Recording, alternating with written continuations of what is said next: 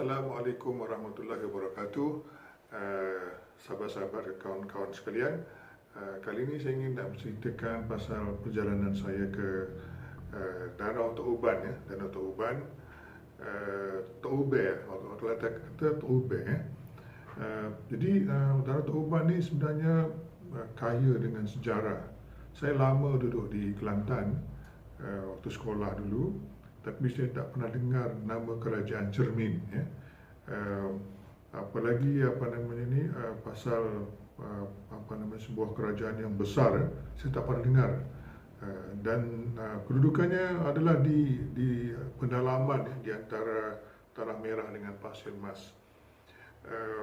Saya pun heran juga apa dibuat oleh kerajaan besar di tengah-tengah pendalaman, hutan, ya. Biasanya kerajaan orang Melayu ni di Kuala Sungai, tapi di dalam tu, ya. Dan saya mendengar cerita kerajaan Cermin ini sebenarnya adalah ketika saya banyak berulang-alik ke Jawa Timur, urusan resmi, dan saya dapati ada satu makam Maulana Husin Jamadil Kubra, kan? Orang sentiasa datang, kan?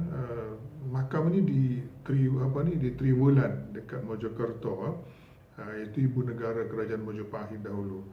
Nama orang ni sebenarnya adalah Said Jamaluddin Al-Husin, ya? Tapi dikenali oleh orang tempatan Maulana Husin Jamadil Kubra. Dan namanya tak pernah, saya perhati nama dia tak ada dalam raja-raja Jawa, kan? Tapi kenapa begitu hebat dia ni, ya? Sampai sekarang orang tak henti mengunjungi, menziarahi kubur dia. Rupa-rupanya dia ni pernah menetap di dalam kerajaan Cermin di Kelantan, ya. Lepas saya search nama dia ni, saya cari dekat internet, dekat buku-buku semua, rupanya dia ni pernah menetap di Kelantan, dan dia telah mengislamkan Raja Kelantan, Raja Baru Basa namanya, ya. Kerajaan itu kerajaan Cermin, kerajaan yang besar. Dia ni, Syed Husin ni datang daripada India. Satu sebelum tu dia berasal daripada Timur Tengah lah, kan. Lepas tu di India dia mengembara, dan di sana dia pernah dilantik jadi panglima perang dan pernah menjadi amir satu daerah. Tapi dia lebih suka berdakwah. Akhirnya pergi ke Aceh dan pergi ke Kelantan dan mengislamkan Raja Baru Basa, Raja Kelantan.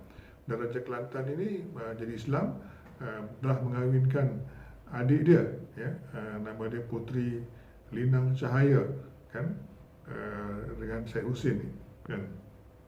Jadi Syed Husin ni sebenarnya memang luar biasa lah. Kemudian dia pindah ke Champa di Vietnam, dan di sana dia pun telah berjaya lah menolong Raja Champa untuk mendapatkan balik kawasan-kawasannya, dan akhirnya kahwin dengan Puteri Champa.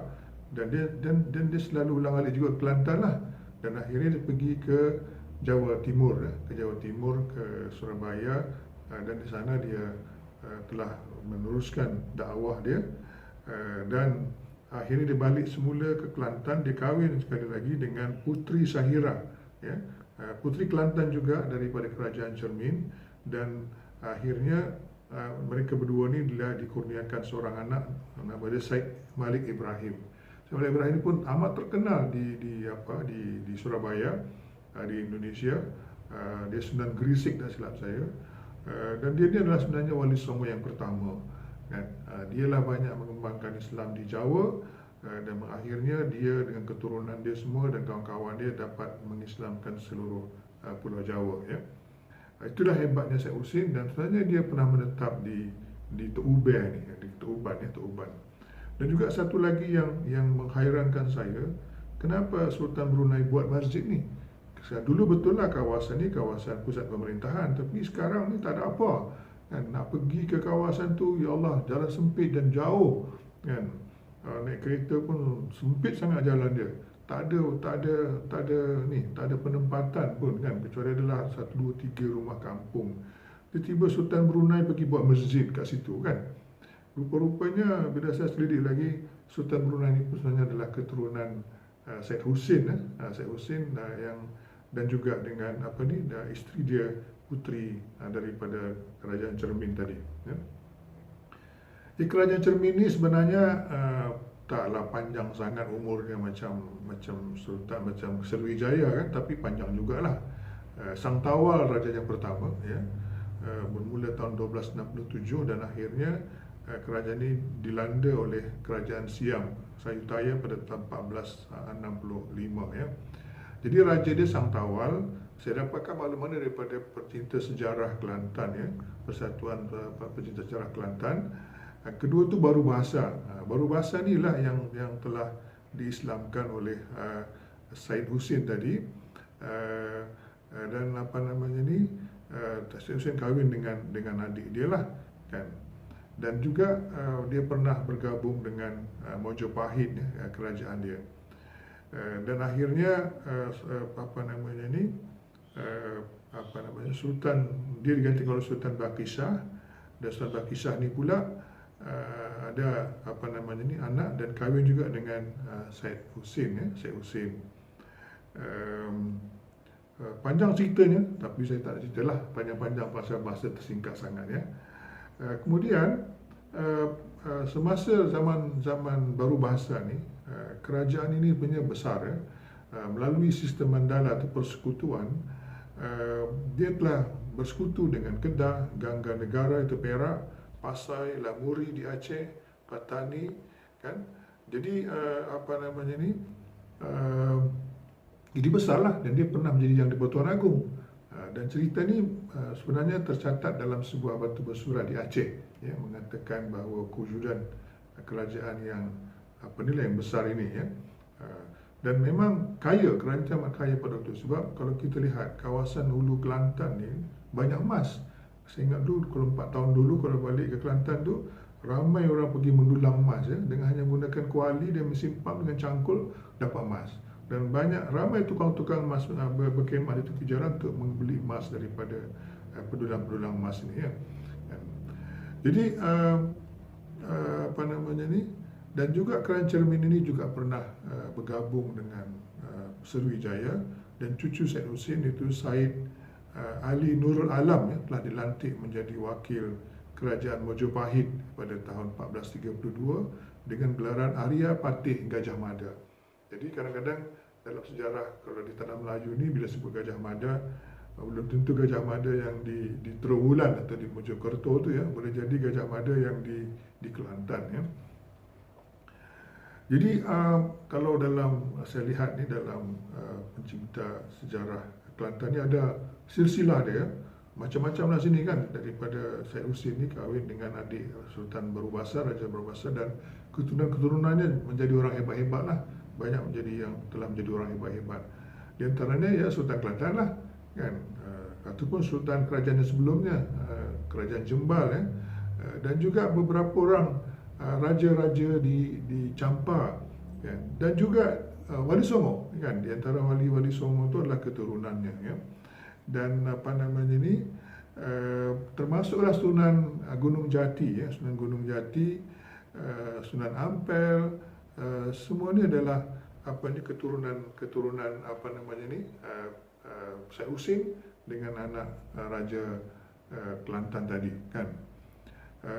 Jadi menarik jugalah kan, di antaranya adalah apa namanya ni, Sultan Brunei kan. Sebab itu Sultan Brunei pergi buat masjid di Tuban kan. Saya pun belum pelik kenapa Sultan Brunei pergi buat masjid di tengah-tengah tempat yang terpencil tu ya. Rupanya dia juga keturunan Said Husin dengan puteri Kelantan tadi ya. Jadi ada banyak lagi sebenarnya, ramai lagi keturunan dia.